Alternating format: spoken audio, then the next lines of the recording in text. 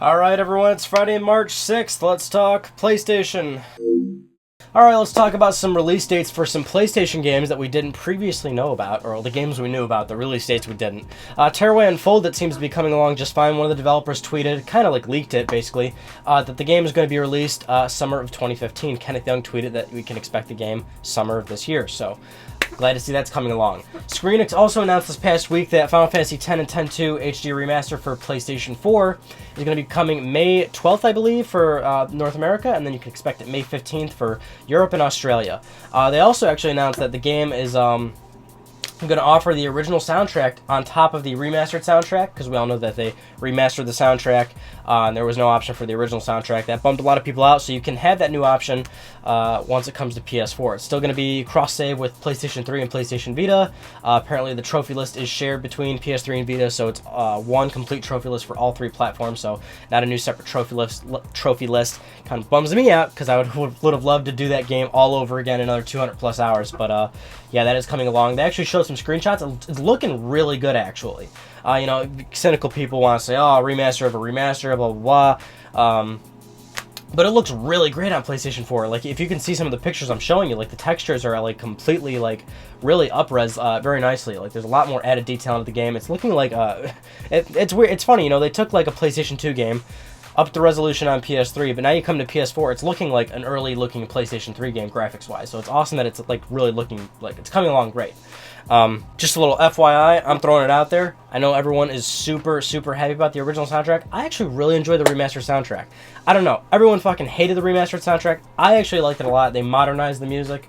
I'm just throwing my opinion out there. I know I'm in the minority there, but I actually, as somebody who loves Final Fantasy X and X2, I actually really enjoyed the remastered soundtrack, but I know I'm the minority there. Let's talk about some consoles, shall we? The Sony this past week also announced a limited edition PlayStation 4 for Metal Gear Solid: The Phantom Pain. You can see it right next to me. It's looking all red, looking all cool. Now, usually, it seems like most of the custom PS4s we've been seeing recently aren't really custom, because the faceplate on PlayStation 4, which is removable to access the hard drive bay, it seems like most custom PS4s are just like offering a custom plate rather than the actual console. So it's always cool to see a custom console actually being completely custom, like the case is custom, right? You can't just go out and buy this. No details on like how to get this thing. Apparently it's only going to be in Asian territories, no release date for Europe or anything. It seems like that happens a lot with Sony. When it comes to custom consoles, they're always in, you know, Eastern territory. So, but it does look pretty cool, and I always like seeing stuff like this. Speaking of consoles, what's funny this past week is that GameStop announced that they'll be accepting trade-ins for PlayStation 2s again.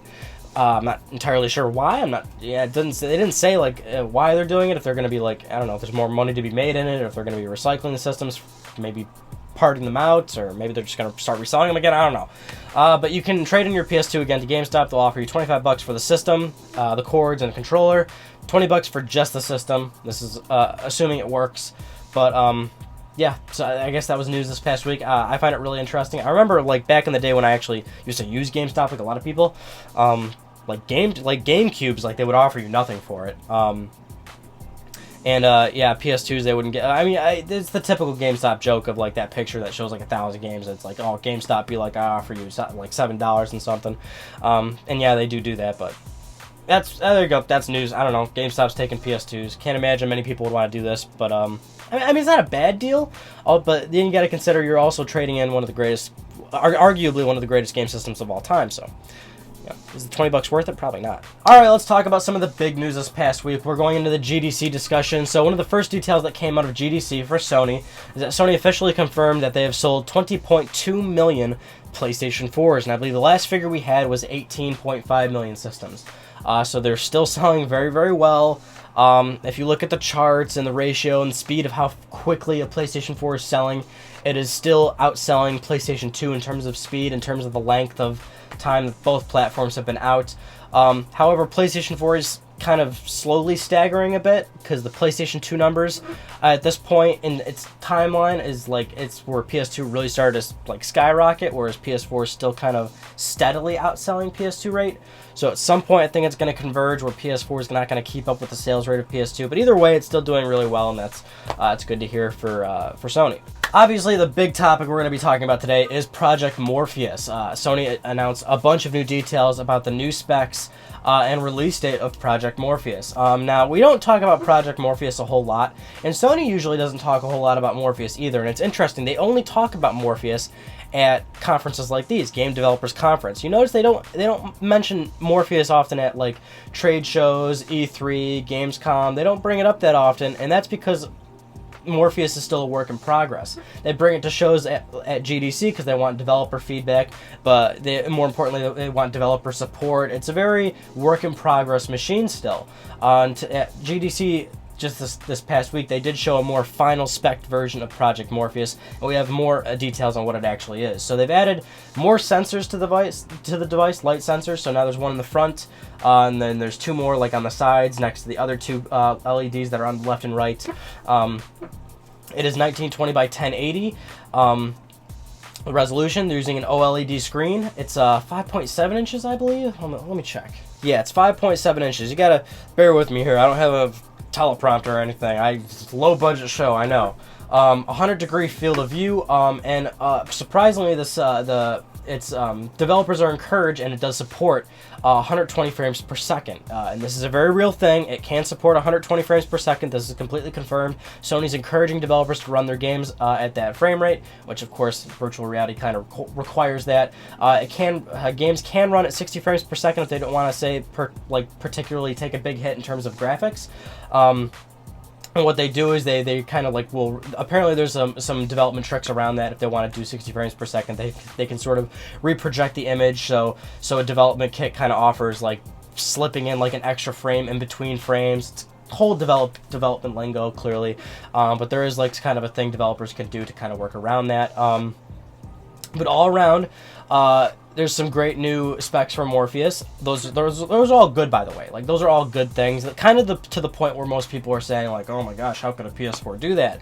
We'll talk about that in a second. But if you read most of the impressions going around this past week, because it is GDC, there are a lot of game websites and there are a lot of hands-on impressions, everyone is coming away genuinely impressed. So that's all good news, and it's great to see that Morpheus is coming along. And Sony announced that it will be coming out the first half of 2016. Clearly, that's a very rough date. And like I mentioned earlier, Morpheus is a work in progress, so it is very much so subject to change.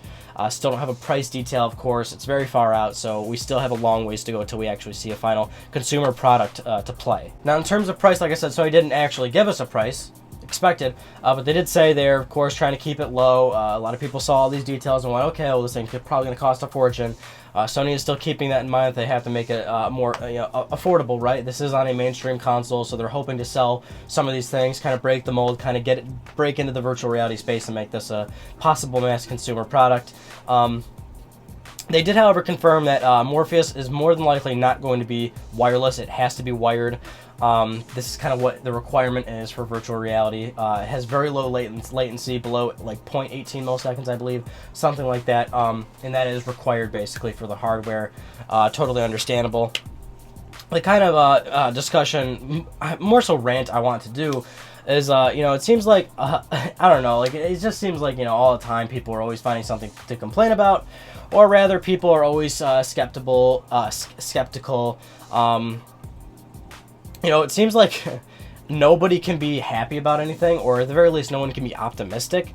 But then again, like, it's the internet, so why would I even expect anything less? But it seems like most people, like I've been reading about, it's like apparently everybody's a fucking a hardware engineer or developer themselves. Pretty much everybody thinks this way, because they're all looking at this going, oh, how is Morpheus going to how is a PlayStation 4 possibly going to power quality virtual reality? And it's like, oh, Jesus Christ, this discussion again. It seems like it's been a very, very huge topic recently with this current console generation, which is, consoles are so underpowered. And that's, of course, due to the rise of PC gamers and PC gaming in general. And that's great. I have no problem with that at all. PC gaming is clearly and objectively the place to be if you want to have, fucking 4K resolution and run whatever goddamn frame rate you want. But it seems like there's this huge misconception that consoles are not able to create visually appealing or good-looking games, and of course that's just wrong. You know, it's the usual things like, oh, how is a PS4 going to power virtual reality? How is a PS4 in any way, shape, or form going to run 120 frames per second when most of its games don't run, 60 frames per second? All that usual BS. And I've been over this topic a million times when it comes to resolution and frame rate. It's a console. It is obviously closed hardware. There's no doubt about that. There's no disputing that. When developers make games on consoles, they choose the resolution they want, they choose the frame rate, stick to it, and more often than not, it's lower those things to make greater visuals, and there's no problem with that because, objectively speaking, games on PlayStation 4 and X1 look absolutely fantastic. Rise and recently the Order 1886, which, by the way, the Order 1886, whether you hate the game or not, it looks unbelievably gorgeous. It's one of the best looking games, modern video games, to come out recently. I'm not saying it's the best looking video game ever, but you are kidding yourself if you don't think that is one of the best looking games ever. And that is including the PC platform. And a lot of people also seem to misconstrue PC as like a platform that is like set in stone, like it's always going to be more powerful. Technically speaking, it'll only be more powerful depending on the rig you own, right? That's a platform that's very open in a sense. PC is only going to look better than a PS4 if you have a more powerful PC, right? You could have a piece of shit PC that is not going to produce any sort of good-looking games on it. It's very open. When people say, if you have a virtual reality game on PS4, chances are it's going to take a big hit in graphics. Absolutely, it's going to do that. But the same argument stands for a PC. A PC that is running a game, at say a set frame rate and resolution is going to take a graphics hit if you're going to put it under virtual reality. You're going to have new requirements, new hardware requirements to run it under that sort of scenario. Unless you have a super powerful PC, and some people do, some people don't. It's not an objective thing where PC's always going to be that, right? It depends on what you own. And of course, most PC people do own the hardware to do that, so that's kind of why they always say that. But either way, it's just always the misconception that consoles can't produce good-looking games. They absolutely can. And there's absolutely no doubt in my mind that PlayStation 4 will definitely be pushed to a pretty hard limit doing virtual reality. By all means. What it seems like it's going to be is it can definitely do this. It clearly can. Visuals will take a big hit. Visuals more than likely look like PlayStation 3 games rather than PS4's looking games. It's not going to look like The Order in 3D, but it can definitely look like, say, Uncharted 1, Uncharted 2 or something. It's tough to say it now, but it's tough to give you metaphors or comparisons or any sort of idea until we actually, until people experience it for themselves. But it's also like the novelty of it, man. It's exciting stuff. If you don't like virtual reality, that's cool. But a lot of people do. A lot of people are genuinely excited about it, and some people don't, care for the high frame rate. Some people don't care about the resolution or the graphics. As long as it looks fairly decent to them, as long as it runs and doesn't stutter, people are happy and capable with what they're playing. That is the majority of the market, which people seem to don't understand, but the majority of the market does not care about those factors. They don't, and you're lying to yourself if you want to say otherwise. There's a reason why consoles still sell extremely well, because that's that market. Anyway, that concludes this week's episode of Let's Talk PlayStation. My review for the Order 1886 is now up, so if you have not seen it already, go check it out. I put a lot of work into it, and I appreciate it if you go there and tell me how it is. Tell me what you think about it. Anyway, those are just all the news stories I want to talk about with you guys this week. That concludes this week's episode of Let's Talk PlayStation. I've said it before.